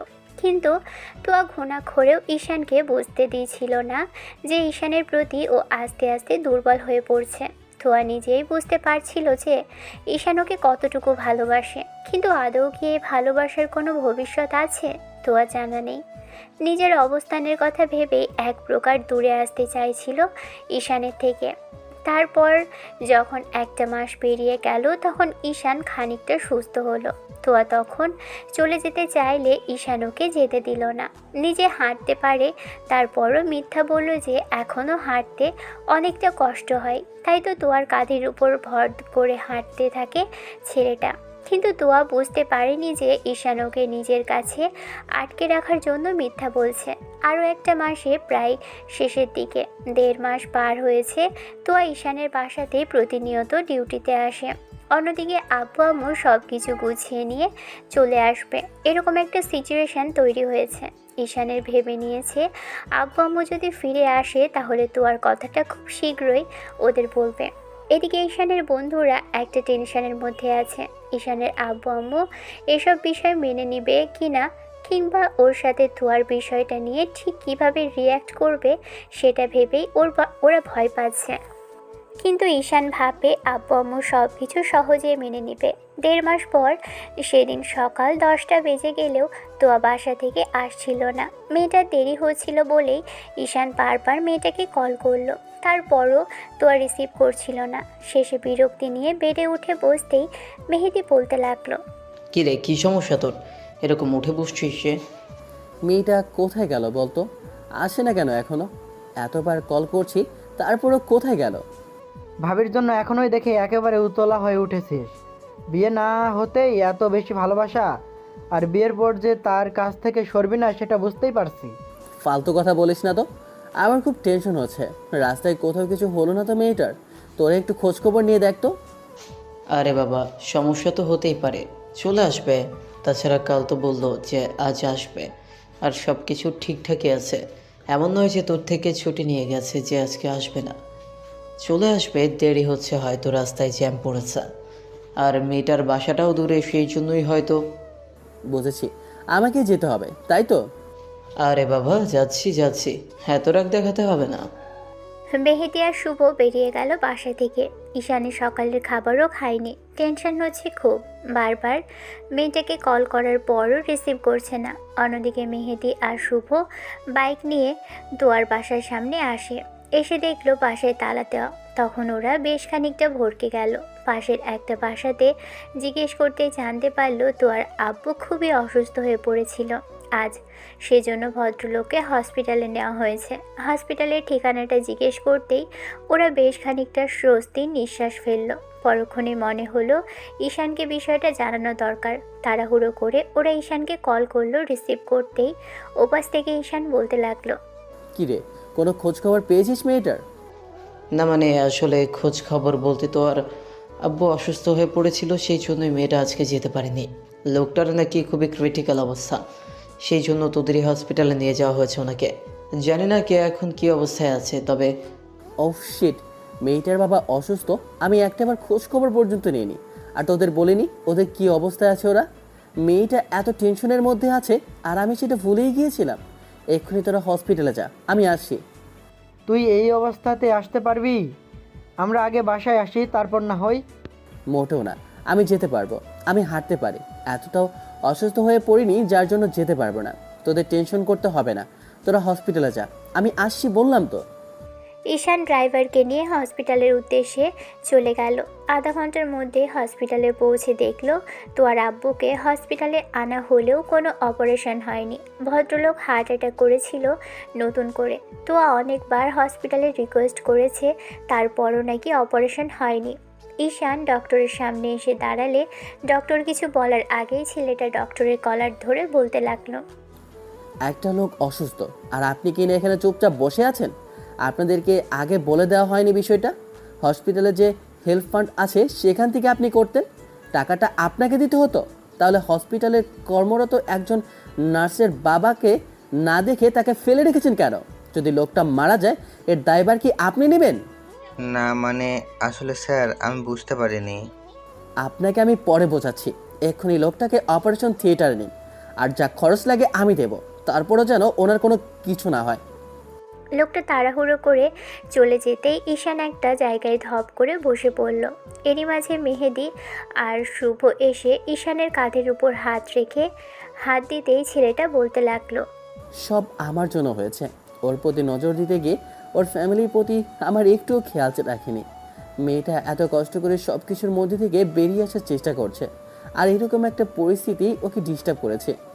ম্যানেজার কোথায়? এক্ষুনি ম্যানেজারকে ডাক। মেহেদি তাড়াহুড়ো করে চলে যেতে ঈশান খেয়াল করলো তোয়া এক জায়গায় বসে কাঁদছে। ঈশান তখন তোয়ার কাছে এসে ওর পাশে দাঁড়াতেই দেখে মেয়েটা আম্মু সেখানে। তোয়া কান্না ভেজা চোখে ওর দিকে তাকালো। মেয়েটা এখনো অবধি জানে না যে ডক্টরকে ঈশান এমন হুমকি ধামকি দিয়ে এসেছে, আর কি জন্য ডক্টর অপারেশন করতে গেছে। তবে ঈশানকে দেখে ওখানে একটা অবাক হতেই এরই মাঝখানে ছেলেটা বলতে লাগলো, ভয় পেও না তোয়া, সব ঠিক থাকবে। তোমার আব্বু এত অসুস্থ, একটাবার আমাকে জানাতে, আমি আগে থেকেই সব কিছু ব্যবস্থা করে দিতাম। এরই মাঝে শুভ এসে বলল যে ম্যানেজার চলে এসেছে। ঈশান ম্যানেজারের দিকে এগিয়ে গেল। তারপর গিয়ে দাঁড়াতেই লোকটা বেশ খানিকটা আগে। তখন ঈশান একটু স্বাভাবিক কণ্ঠে বলতে লাগলো, শুনুন, এরপর থেকে গুরুত্বপূর্ণ কোনো ক্রিটিক্যালে রোগী আসলে এইটা দেখবেন না যে তার পকেটে কত টাকা আছে কিংবা সে হসপিটালের খরচ মেটাতে পারবে কিনা। আপনি এইটুকু দেখবেন লোকটাকে যেন বাঁচানো যায়। ওপরওয়ালা আমাদের এইটুকু সামর্থ্য দিয়েছে, দু চার দশজনের চিকিৎসা ফ্রিতে করে দিল, তাতে আমাদের কিছু যায় আসবে না। উল্টো আরও এরকম কিছু হলে মানুষ মন থেকে আমাদের জন্য দোয়া করবে। জি স্যার, আমি বুঝতে পারিনি। আসলে বড় স্যার আমাদের এমন কিছু বলে রাখেননি, তাই। আপনাদের স্যারের অবর্তমানে সব কিছু দেখাশোনার দায়িত্ব যেহেতু বর্তমানে আমার, তাই এখন থেকে আমার কথা মতো আপনাদের চলতে হবে। আর হ্যাঁ, হসপিটালের সব নার্স ডক্টর থেকে শুরু করে ছোট বড় পর্যায়ের যত লোকজন আছে তাদের পুরো ফ্যামিলির চিকিৎসা খরচ ফ্রি এখন থেকে, এটা সবাইকে জানিয়ে দেবেন। আর হ্যাঁ, যদি কেউ বিপদে পড়ে কিংবা অসহায় হয়ে আমাদের এখানে দ্বারস্থ হয় চিকিৎসার জন্য, আপনারা তাদের চিকিৎসা করাবেন। দরকার হয় সব খরচ আমি বহন করব, তারপরেও যেন কেউ বিনা চিকিৎসায় মারা না যায়। জি স্যার, আমি এরপর থেকে বিষয়টা দেখে নিব। কয়েক ঘন্টার মধ্যেই তোর আব্বুর অপারেশন শেষ হলো। ডক্টর বেরিয়ে আসলে ঈশান ওনার কাঁধের উপর হাত রেখে বোঝালো। ডক্টরও ঈশানকে সরি বলল। ঈশান লোকটার সাথে সিন ক্রিয়েট করার জন্য সরি বললে তারপর আবারও তোয়ার কাছে আসলো। মেয়েটা এখনও চুপচাপ বসে আছে আর বারবার ফুপিয়ে কাঁদছে। ঈশান এসে ওকে কি বলবে জানে না, শুধু একটু স্বাভাবিক কণ্ঠে বলতে লাগলো, টেনশনের কোনো কারণ নেই, আমি ডক্টরের সাথে কথা বলে নিয়েছি। হসপিটালে যত ঝামেলা আছে ওনারা দেখে নেবেন। আর হ্যাঁ, আমার এটা ভেবে খারাপ লাগছে তুমি আমাকে এই বিষয়টা জানাওনি। তোমার আব্বু অসুস্থ অথচ আমাকে জানাতে পারতে। অবশ্য জানাবে বা কেন, তুমি আমাকে কখনোই নিজের বলে ভাবোইনি। এসবের জন্য আমি নিজেই লজ্জিত তোয়া। আজকে আমি কিছু বোঝার আগে যদি কিছু হয়ে যেত তার জন্য আমার খুব খারাপ লাগতো। তোয়া এখনও হাতের উল্টো পিঠ দিয়ে চোখ মুছছে। এরই মাঝখানে ঈশানের নাম্বার কোথা থেকে একটা কল আসতেই রিসিভ করতে ওপাশ থেকে অফিসের ম্যানেজার কিছু একটা বললেন। সেটা শুনে বলতে লাগলো, আজকে কি আপনাদের মিটিংটা ডাকতে হলো? আর আমি যে অসুস্থ সেটা কি আপনারা জানেন না? আমি কিছু জানি না স্যার। বড় স্যারকে কল করেছিলাম, তিনি বললেন আপনাকে সবটা সামলে নিতে। আর আপনি নাকি মোটামুটি সুস্থ, তাই পারবেন বললেন তিনি। স্যার আমাকে আরও জানানো আপনার সাথে কথা বলে নিবে পরে। আমি কি করব স্যার? এত বড় একটা ডিল যদি ক্যান্সেল হয়ে যায় বড় স্যার রাগ করবেন। পুরো বছরের লাভের অংশটা আমাদের আজকের এই ডিলের সাথেই জড়িয়ে আছে। ডিলটা কনফার্ম না করতে পারলে ঝামেলা হয়ে যাবে স্যার। ঈশান তোয়ার সামনে আসলো। মেহেদি আর শুভকে বলে দিয়ে গেল হসপিটালে যাবতীয় বিষয়ে যেন ওরা দেখে। ওরাও বেশ মাথা নেড়ে হ্যাঁ জানালো। ঈশান ওদের খুব করে রিকোয়েস্ট করলো এখান থেকে কোথাও না যেতে। তারপর ছেলেটা বেরিয়ে গেল। গত দুদিনে আর তোরার সাথে ঈশানের কোনো দেখা হয়নি। অফিসের কাজে দৌড়তে হয়েছে, তাই দেখা করা সম্ভব হয়নি। অন্যদিকে তোয়া বুঝতে পেরেছে ঈশান সুস্থ হয়ে গেছে, তাই ভেবেছে ছেলেটা ঈশানের বাসাতে আর যাবে না। তোয়া নিজে থেকেই আর ঈশানের সাথে যোগাযোগ করেনি। ঈশান কল দিলেও মেয়েটা রিসিভ করেনি। তারপর জানতে পারলো দুদিন বাদেই তোয়া হসপিটালে আসতে শুরু করেছে। ঈশানকে না জানিয়ে তোয়া যে হসপিটালে আসতে শুরু করেছে এটা নিয়ে একটু খারাপ লাগলো, তাই ছেলেটাও হসপিটালের উদ্দেশ্যে চলে যায়। তারপর সবার সাথে কথা বলতে লাগলো। এরই মাঝখানে তোয়াকে ডেকেছিল। মেয়েটা ঈশান ডাকার পর দেখা করেনি, তাই ম্যানেজারকে দিয়ে মেয়েটাকে আবারও ডাকলো। ঈশান কেবিনে বসেছিল। এরই মাঝখানে তোয়া এসে অনুমতি নিতেই ছেলেটা ওকে কেবিনে প্রবেশ করতে বলল। ঈশান মেয়েটাকে সামনে বসতে বললেও দাঁড়িয়ে রইল। আঙ্কেল কেমন আছেন এখন? আলহামদুলিল্লাহ ভালো আছে। আমি জানতে পারলাম হসপিটালের সব খরচটা কি আপনি? এখন আবার ভেবো না তোমাকে দয়া করেছি। তুমি ম্যানেজারের থেকে জেনে নিও হসপিটালের নার্স থেকে শুরু করে যত কর্মচারী আর দায়িত্ব কর্মধীন ব্যক্তি আছে সবার পুরো পরিবারের জন্য চিকিৎসা ফ্রি। আর এসব ডক্টর জানতো না, ম্যানেজারও বিষয়টা বুঝতে পারেনি, তাই তোমাকে সেখান থেকে সাহায্য করা হয়নি। আমি এসে বললে ওরা বুঝতে পেরেছিল। তোয়া আরও কিছু বলতে চাইলে আমাকে থামিয়ে দিল। তারপর বলতে লাগলো, আর যদি ভেবে থাকো নিজে থেকে করেছি তাহলে দায়িত্ব জ্ঞান থেকে করেছি। এখন এর জন্য কি করবে বলো? সব কিছুর জন্য আমি আসলে অনেক কৃতজ্ঞ। আপনি না থাকলে হয়তো আব্বুর অপারেশনটাই হতো না। হঠাৎ করে এরকম হার্ট অ্যাটাক করে বসলো, যার জন্য হার্টের রিং পরানোটা খুব বেশি জরুরি ছিল। এতগুলো টাকা একসাথে দেয়া সামর্থ্য আমার ছিল না। সব মিলিয়ে আপনাকে অসংখ্য ধন্যবাদ। ধন্যবাদ দিলে তো কাজ হবে না। তাহলে আমার যে তোমাকে চাই, তোমার ভালোবাসাটা চাই তোয়া বেবি। মেয়েটা লজ্জায় মাথা নিচু করে ফেলল। গালগুলো মুহূর্তেই লাল হয়ে উঠল। ঈশান একটু হেসে কথাগুলো বললে তোয়া অন্যদিকে মুখ ফিরিয়ে নিল। কিছু বলতে পারছে না। মেয়েটার ঠোঁট জোড়া কাঁপছে, কেন জানি লজ্জা পাচ্ছে। ঈশান বুঝতে পারছে তোয়ার মাঝে অন্যরকম একটা অনুভূতি কাজ করছে। ঈশান উঠে দাঁড়ালো। চেয়ারে ভর করে দাঁড়িয়ে আরেক হাত পকেটে রেখে একটু মুচকি হেসে আবারও বলতে লাগলো, তোমার লজ্জাটাই বলে দিচ্ছে যে তুমি অন্তত আর যাই হোক আমাকে ভালোবাসতে শুরু করেছো। তোয়া তুমি নিজেও জানো না তুমি এখন আমাকে ঠিক কতটুকু ফিল করো, কিন্তু নিজের জেদের কাছে অটল থাকতে চাইছো। দেখো আমি সব কিছু মানিয়ে নেব, শুধু একটাবার ভালোবাসো। একটাবার ভালোবাসার কথা প্রকাশ করে সত্যি তোমাকে নিজের সাথে মিশিয়ে নেব। একটাবার বিশ্বাস করো আমায়। তোয়া কোনো কথা বলছে না, তাই ঈশান এসে তোয়ার সামনে টেবিলের উপর বসতেই মেয়েটা উঠে যেতে নিলে ঈশান ওর একটা হাত ধরে ফেলল। তারপর তোয়াকে নিজের দিকে ফেরাতেই মেয়েটা লজ্জায় কুঁকড়ে গেল। একদম চোখ জোড়া বন্ধ করে নিয়েছে। ঈশান ওর হাত ধরে সামনে এনে দাঁড় করালো। মেয়েটার মুখের একপাশে হাত রাখতে তোয়া ভাবলো ঈশান কিছু করবে। সাথে সাথে ঈশানও তোয়ার ভাবনার বিষয়টা বুঝতে পেরে ওর থেকে দূরে সরে গেল আর বলতে লাগলো, ভয় নেই, আমার ভালোবাসার মধ্যে কোনো নোংরামি নেই তোয়া। আমি হালালভাবেই তোমাকে স্পর্শ করব। তবে একটা কথা শুনে রাখো, ভালোবাসি তোমায়, তাই তোমাকে এমনভাবে আমি স্পর্শ করতে চাই না যার জন্য তুমি আমার জন্য হারাম হয়ে যাও। ঈশান হাজারটা কথা বললেও মেয়েটা যখন কোনো কথা বলল না, তখন ঈশান ওকে রিকোয়েস্ট করতে লাগলো।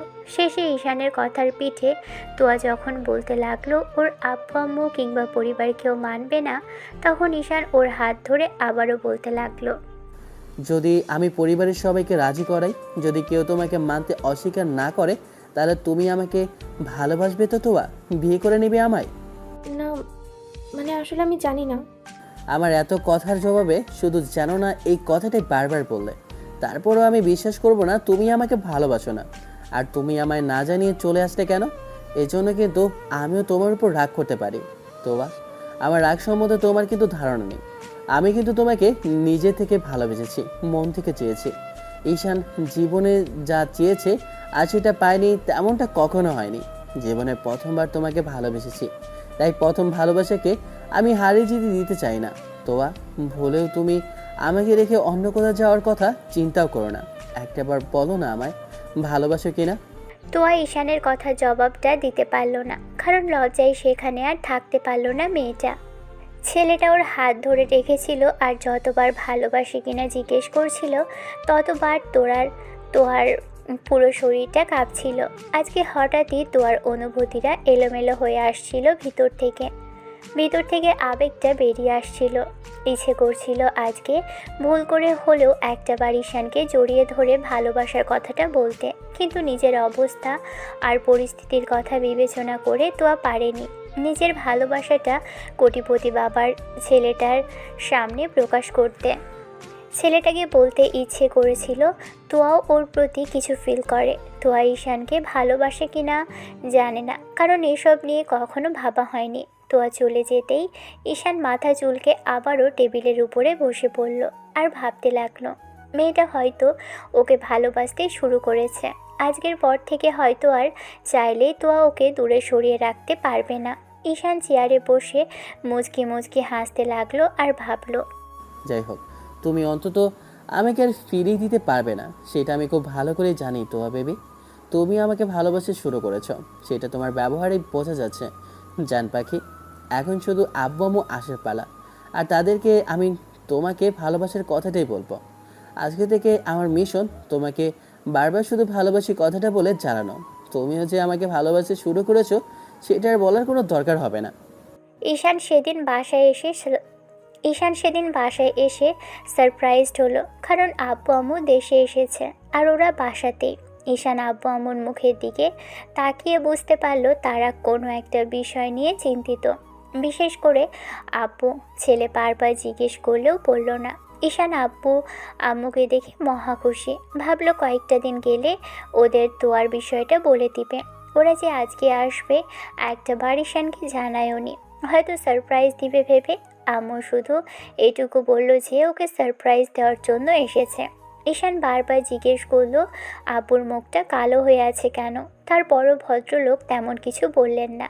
ঈশানকে অফিস আর হসপিটালের কথা জিজ্ঞেস করতেই সব কিছু বলল ছেলেটা। দুদিন ধরে যে অফিসে যেতে শুরু করেছে সেটাও বলল।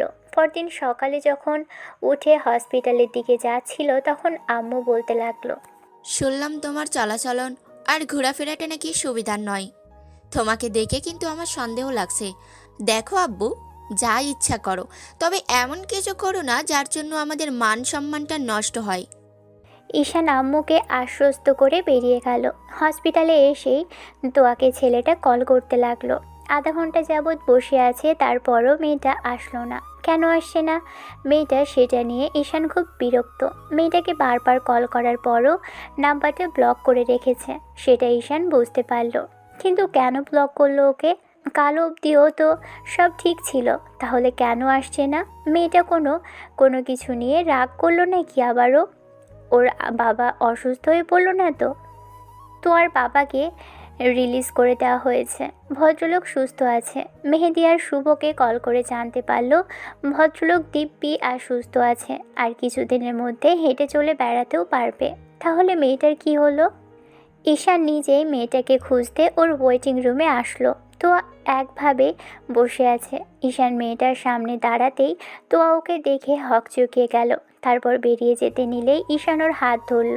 তারপর দু বাহুতে চেপে ধরে বলতে লাগলো, জান পাখি, তোমাকে এমন লাগছে কেন? তোমাকে আমি সেই কখন থেকে ডেকে যাচ্ছি, এতবার করে লোক পাঠালাম, তুমি আসলে না কেন সোনা পাখি? দেখেন নিশান, আপনি যেটা চাইছেন সেটা কখনোই সম্ভব না। আমি সব দিক বিবেচনা করেই দেখেছি এটা এটা হওয়া সম্ভব না। তাই আপনি আর এই পাগলামিটা করবেন না। আপনি যদি এগুলো করতেই থাকেন তাহলে আমাকে এখান থেকে বেরিয়ে যেতে হবে। মেয়েটার একদিনের আর কয়েক ঘন্টার এরকম বিহেভিয়ার পরিবর্তন দেখে অবাক হলো ঈশান। বারবার ভাবতে লাগলো মেয়েটা আবার কি হলো। ঈশান একটু হাসার চেষ্টা করতেই তোয়া নিজেকে ছাড়িয়ে নিল। কি হয়েছে জান, আমাকে বলো না কি হয়েছে? তুমি তো কাল অবধি ঠিক ছিলে, আর কাল তো আমাকে বলতেই যাচ্ছিলে তুমি আমাকে। ছোট লোক আর বড় লোকের কখনো ভালোবাসা হয় না ঈশান। আপনি ভুল ভেবেছেন। আমি লজ্জা পেয়েছি নিজের কাজের জন্য যে আমি বামুন হয়ে চাঁদে হাত বাড়াতে যাচ্ছিলাম। আপনি কোথায় আর আমি কোথায়? আপনার বাবা মা আমাদের কখনোই মেনে নেবে না। উল্টো আপনি যদি এরকম পাগলামি করতে থাকেন আর আপনার আব্বু আম্মু জানতে পারে এসব, তাহলে এখান থেকে আমাকে বের করে দেবে। আপনি কি সেটাই চাইছেন? এরকম কিছু হবে না জান পাখি, দেখো আমি আব্বু আম্মুকে রাজি করাবো, তার আগে তুমি বলো। তোয়া ভালোবাসার কথাটা যখনই ঈশান উচ্চারণ করতে যাবে আগেই নিজেকে এক ঝটকায় ছাড়িয়ে নিল। মেয়েটা আবারও ঈশানের থেকে দূরে গিয়ে বলতে লাগলো, বাজারের মেয়ে মনে হয় আমাকে? আপনি বারবার কেন এরকম কথা বলছেন? ভালোবাসার লোভ দেখিয়ে কেন কাছে আসতে চাইছেন?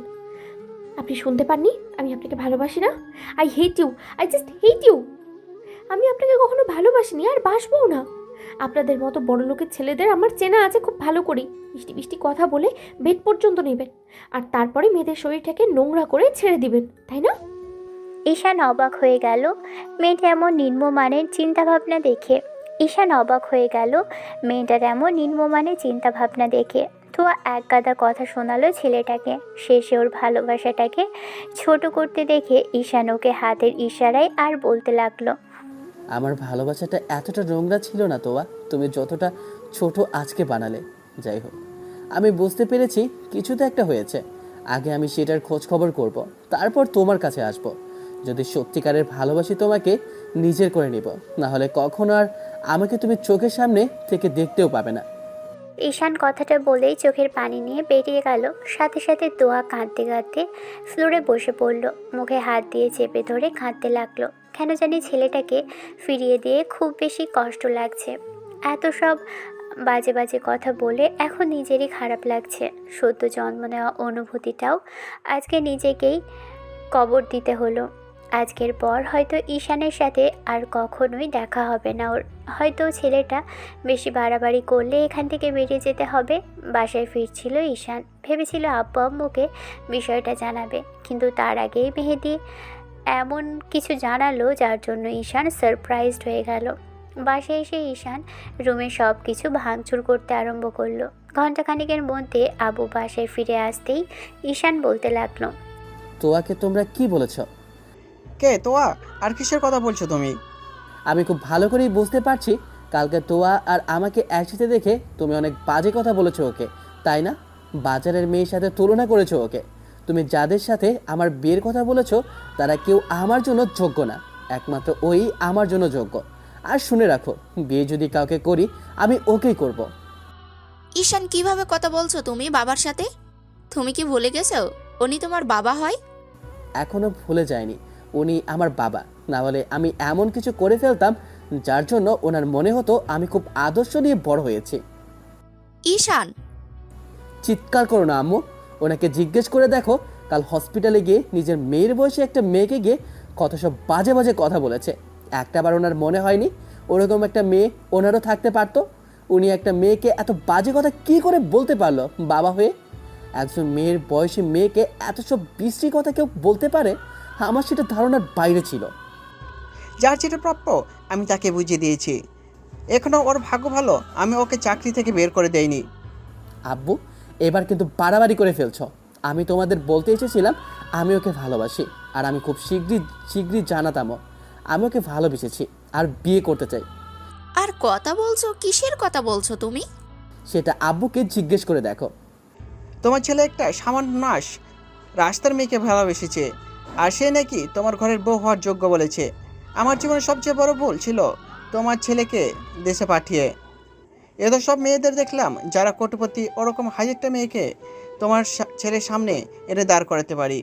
তাদের মেয়েকে রেখে কিনা শেষে একটা সামান্য আমাদের হসপিটালের একটা নার্সকে তোমার ছেলের পছন্দ হলো। এসব বিষয় শুনে আমি খুবই অবাক হচ্ছি, নিজেরই লজ্জা লাগছে। এটা ভেবে তোমার ছেলে এতটা বকে গেছে, সে সামান্য একটা মেয়েকে ভালোবাসতে গেল। সেজন্য টাকার সাথে সওদা করতে গিয়েছিলে তোমার ছেলের ভালোবাসাকে, তাই না? তুমি না হয় অর্থের লোভে আম্মুকে বিয়ে করেছিলে, কিন্তু আমি। ঈশান, চিৎকার করো না আম্মু, আমি জানি আব্বুর পরিস্থিতিটা ঠিক কেমন ছিল। না হলে ড্রাইভার থেকে কি করে তোমার মতো বড় লোকের মেয়েকে বিয়ে করলো? সামান্য একজন ড্রাইভার কি করে মালিকের মেয়েকে বিয়ে করতে পারে? সব কিছু মিলিয়ে এখন বড় লোক হয়েছে, তো সেজন্য তোমার মনে হচ্ছে এখন অনেক বড় মাপের মানুষ হয়ে গেছে, কিন্তু মনটা ঠিক সেই ছোটই তোমাদের। আম্মু ঈশানের এমন ধারা কথাতে ছেলেকে কষিয়ে একটা থাপ্পড় মারল। সাথে সাথে ঈশান অবাক চোখে তাকিয়ে রইল। আর আব্বু ওকে এক গাদা কথা বলল, আর শেষে বলল, তুমি তুমি আমাকে যা ইচ্ছে তাই বলতে পারো, হ্যাঁ আমি লোভী, কিন্তু দিন শেষে টাকাটাই সব। তুমিও সেটা খুব ভালো করেই বুঝতে পারবে। তোমাকে যদি এখন ত্যায্যপুত্র করে দেই আর এই বাসা থেকে বের করে দেই, তুমি ওকে নিয়ে কোথায় গিয়ে থাকবে? তোমার না আছে কোনো পরিস্থিতি, আর আব্বু আম্মু ছাড়া তুমি যে শূন্য সেটা তুমি নিজেও খুব ভালো করে জানো। আব্বু, তুমিও শুনে রাখো, যতদিন পর্যন্ত না নিজে গিয়ে ওদের বাসায় আমার সাথে ওর বিয়েটা ঠিক করবে আর বিয়ের প্রস্তাব দেবে আর ওর কাছে মাপ চাইবে, ওর পুরো পরিবারকে রাজি করিয়ে ওকে এই বাসার বউ করে আনার প্রতিশ্রুতি না দিবে, আর যতক্ষণ পর্যন্ত বিয়ে না হবে ততক্ষণ পর্যন্ত আমি এই বাসাতে থাকবো না। নাম, যশ, সম্পদ, প্রতিপত্তির লোভে তোমরা খুব বেশি অহংকারী হয়ে গেছো আব্বু। তোমাদের মানুষের ওপর থেকে আস্থা, বিশ্বাস আর তাদের প্রতি যে সম্মানটা উঠে গেছে। আজকের পর থেকে আমি আর এই বাসায় থাকবো না, আর না তোমাদের সাথে আমার দেখা হবে। যদি কোনো দিন দেখা হয় সেটা তোমার পরিশুদ্ধি আর এই অন্যায়ের প্রায়শ্চিত্ত করার মধ্যে দিয়েই হবে। বিয়ে যদি কাউকে করি তাহলে তোয়াকেই করব, যদি না করি তাহলে আমার শেষ দেখবে তোমরা। এত বড় লোকের ছেলে হওয়ার পর থেকেও আমি কখনো তোমাদেরকে এমন কোনো কথা আমার দিকে কিংবা আঙ্গুল তুলতে দেইনি যার জন্য তোমরা বলবে যে বড় লোকের ছেলে হয়ে আমি বকে গেছি। কিন্তু এখন থেকে তোমরা দেখবে এই ঈশান চাইলে কতটা খারাপ হতে পারে। কথাটা বলেই হাতে থাকা ফোনটা ছুঁড়ে ফ্লোরের সজোরে আছাড় মারতেই সেটা গুরুতর হয়ে গেল। সেটা গুঁড়ো গুঁড়ো হয়ে গেল। ছেলে বাসা থেকে বেরিয়ে যেতে গেলেই আম্মু পিছন থেকে ডাকতে লাগলো। তারপরও যখন শুনলো না তখন আব্বু বলতে আরম্ভ করলো, যেতে দাও ওকে, বুঝতে দাও বাইরের দুনিয়াটা ঠিক কতটা কঠিন। আমরা ছাড়া যে ওর কেউ নেই, আর শূন্য পকেটে যে এরকম মেয়ের যে ওকে ভালোবাসবে না সেটা ওকে বুঝতে দাও। তারপর ঠিক হয়ে দেখবে সুরসুর করে বাসায় আসবে আর সব কথা মেনে নেবে। এটা তুমি কি করলে? একমাত্র ছেলেকে এইভাবে বাসা থেকে বের করে দিতে বাধ্য করলে?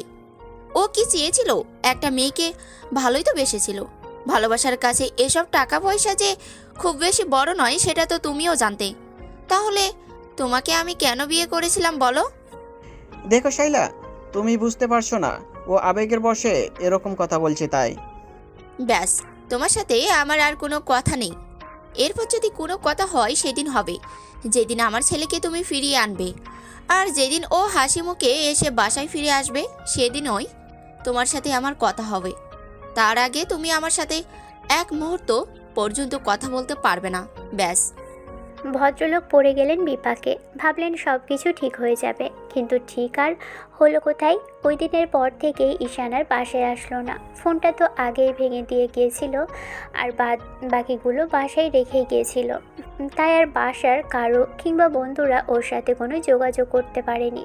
আর সবার আড়ালেই লুকিয়ে বাসা থেকে বের হতো ছেলেটা। ওই দিনের পর থেকে কোথায় থাকে, কি করে, কিভাবে চলাফেরা করে নিজেও জানে না। তবে অ্যাকাউন্টে যত টাকা ছিল সব মদের আর নেশার পিছনে খরচ করতে লাগলো। সেদিনের পর থেকে মেহেদি শুভর সাথে ছেলেটার কোনো যোগাযোগ করেনি। জানে ওদের সাথে যোগাযোগ করলে আব্বু আম্মুর সাথে যোগাযোগ করে ওকে বাসায় পৌঁছে দেবে। আর ঈশান বাসা থেকে বেরিয়ে আসার পর ওদের ফার্ম হাউসে চলে গিয়েছিল। এদিকে আব্বু আম্মু ওই ফার্ম হাউসের কথার বিষয়টা ভুলেই গেল। ছেলেকে না পেয়ে আম্মু সারাদিন ছেলের কথা বলে আর মাঝে মাঝে কান্নাকাটি পর্যন্ত করে।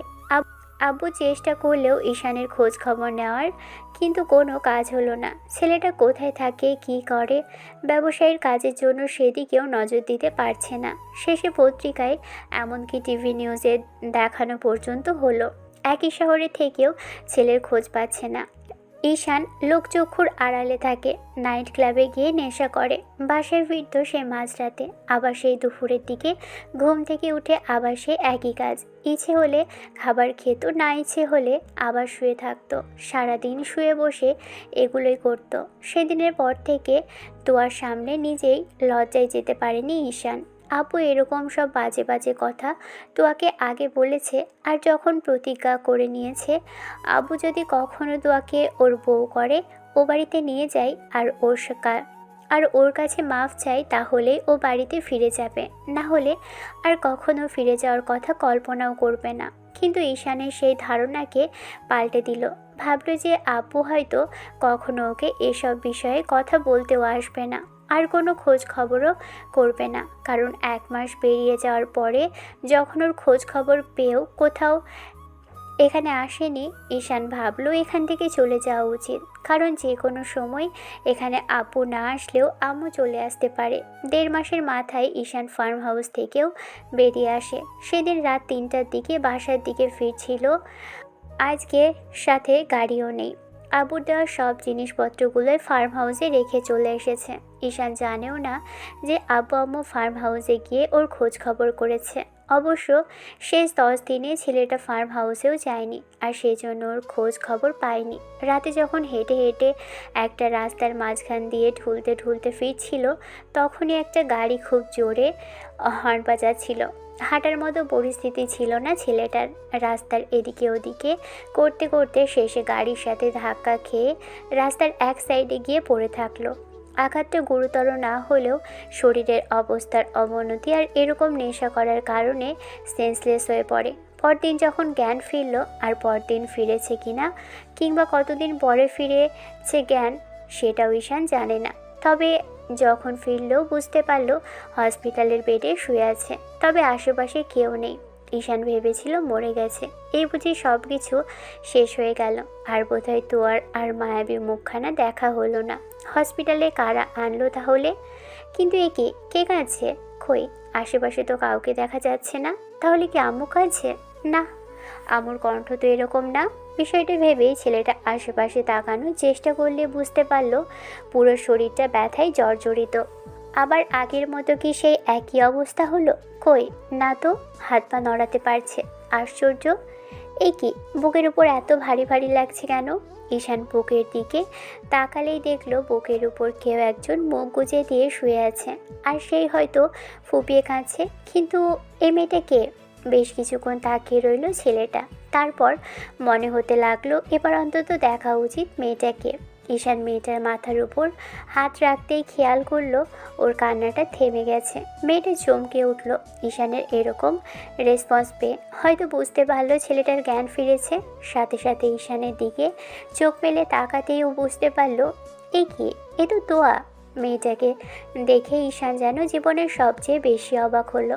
ঈশান হাতটা ওর মাথার উপর থেকে সরিয়ে ফেললো। সাথে সাথে তোয়া ঈশানের একটা হাত ধরে উঠে বসলো। তারপর হাতে কিছুক্ষণ চুমো খেয়ে কেঁদে কেঁদে বলতে লাগলো, সেদিনের ওই ব্যবহারের জন্য আমাকে মাফ করে দিন না প্লিজ। আর কখনো আপনাকে ছেড়ে কোথাও যাব না, বিশ্বাস করেন ঈশান। আমি এরকম কিছু করতে চাইনি জানেন তো, কিন্তু আঙ্কেল এরকম করে বললো, আব্বুকে ছোট করে, আর আপনাকে আমার বিষয়ে বললো আমি নাকি আপনার হাতের খেলার পুতুল ছিলাম।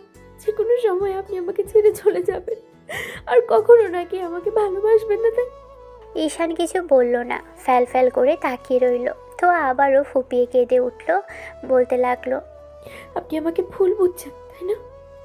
কথা বলছেন না আপনি, তার মানে আপনি আমার উপরে রাগ করে আছেন ঈশান। ঈশান একটু হাসার চেষ্টা করলো। চোখ মুখের হায়, এ কি বেহাল অবস্থা! চুল দাড়িগুলো বড় হয়ে গেছে, তার উপর আবার চোখের নিচে কালি পড়ে গেছে। রাতে হয়তো ঘুমোয় না, প্রত্যেক রাতে জেগে বাহিরে বসে থাকে আর মদ গিলতে থাকে। এখনও শরীর থেকে সেই মদের গন্ধ ছড়াচ্ছে। তো আবারও ঈশানের হাতে চুমো খেলো, আর ঈশান ওর গালে হাত রেখে বলল, আমি তোমাকে ভুলিনি সোনা পাখি, কিন্তু তুমি এখানে আসলে কি করে? আমি তো তোমার সামনে আর কখনো আসতে চাইনি, কারণ আব্বু আম্মু এমন একটা কাজ করেছে যার জন্য। আঙ্কেল আন্টি আমাদের বাসায় গিয়েছিল কাল আপনার যখন অ্যাক্সিডেন্ট হয়েছিল। তারপর সকালে আপনাকে হাসপাতালে আনা হলে আমি আন্টি অনেক কান্নাকাটি করেছে, তাই তো আঙ্কেল কি আমার বাসায় গিয়ে সবাইকে রাজি করিয়েছে আর সরি বলেছে আব্বু আম্মু কি সবের জন্যই। সেই জন্যই তুমি দেখতে এসেছো আমাকে? দেখা হয়ে গেছে, এবার চলে যাও। ঈশানের কথাতে মেয়েটা আবারও ফুপিয়ে উঠতে লাগলো। ঈশান বেশ খানিকটা অবাক চোখে তাকিয়ে থেকে বলল, কি হলো, এরকম করে কাঁদছো কেন? তুমি তো আমাকে দেখতে এসেছিলে, তাই না? তোমাকে আমি কোনো দোষ দিচ্ছি না, তুমি চলে যাও। তোমার এখানে থাকা ঠিক হবে না। বড় লোকের ছেলে তোমাকে কখনো ভালোবাসতে পারে না, কারণ বড় লোকের ছেলেদের মনই হয় না। আপনি এমন করে কথা বলছেন কেন? আমি তো তখন বুঝতে পেরেছিলাম আর বলেও দিতাম দু একদিনে আমার সব অনুভূতির কথাগুলো জানিয়ে দিতাম, কিন্তু আপনার আব্বুই। আমি ওনার কথা শুনতে চাইছি না। তোমার ইচ্ছা হয়েছে এসেছো, এবার আমার ইচ্ছে মতো এইখান থেকে চলে যাও। আমি আপনাকে ছেড়ে যাওয়ার জন্য আসিনি ঈশান, আমি তো আপনাকে ভালোবাসি তাই। কিন্তু ওরা কেউ মানবে না তো তোয়া, তুমি চলে যাও। আর ওরা না মানলে তুমি তো আমায় ভালোবাসবে না, তাই এখানে থাকার তোমার কোনো দরকার নেই।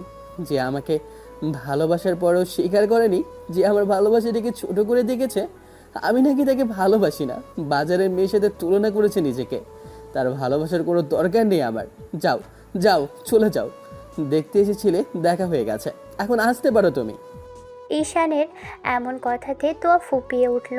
এরই মাঝখানে আব্বু আম্মু আর তোয়ার আব্বু আম্মু ভিতরে ঢুকলো আর আব্বু বলতে লাগলো, আমি সব মেনে নিয়েছি ঈশান। আমি বুঝতে পারিনি যে তুমি ওকে কতটা ভালোবাসো। আমি ভেবেছিলাম তোমাদের সম্পর্কটাও হওয়াটা সম্ভব না, তাই এরকম করে বলে ফেলেছিলাম। তার জন্য আমি মাপ চাইছি আব্বু। আমি তোমার ভালোবাসাকে তোমার কাছে ফিরিয়ে দিয়েছি, তোমাদের বিয়ে ঠিক করে দিয়েছি, তোমাকে আর এলোমেলো হতে হবে না। আমি সব মেনে নিয়েছি। ঈশানকে শতবার বোঝানোর পরেও ছেলেটা বাবার সাথে কোনো কথা বলল না। শেষে আম্মু ওদের স্পেস তৈরি করে দেওয়ার জন্য সবাইকে নিয়ে বেরিয়ে গেল। এবার তোয়া ঈশানের পাশে শুয়ে পড়ল। ছেলেটা কোনো কথা বলছে না, তাই তোয়া ওর একটা হাত বালিশের উপর রেখে সে হাতের উপর মাথা রেখে শুয়ে পড়ল।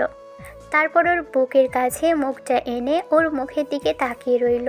ঈশান অন্য হাতে ওর মুখের পাশে রেখে কপালে আলতো করে ঠোঁট চোরা ছোঁয়াতেই তোয়া কিছুটা কেঁপে উঠল আর ঈশানকে জাপটে জড়িয়ে ধরল। ঈশানও ওর মাথাতে হাত বুলিয়ে দিয়ে বলতে লাগলো, বুঝতে পারিনি তোমাকে এত কষ্ট দিয়ে ফেলবো।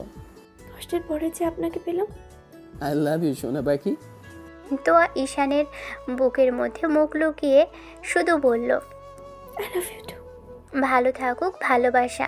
দেখা হচ্ছে অন্য কোনো দিন অন্য কোনো গল্পে। ততদিন পর্যন্ত সুস্থ থাকবেন, ভালো থাকবেন, আমাদের সাথেই থাকবেন। ধন্যবাদ। আল্লাহ হাফেজ।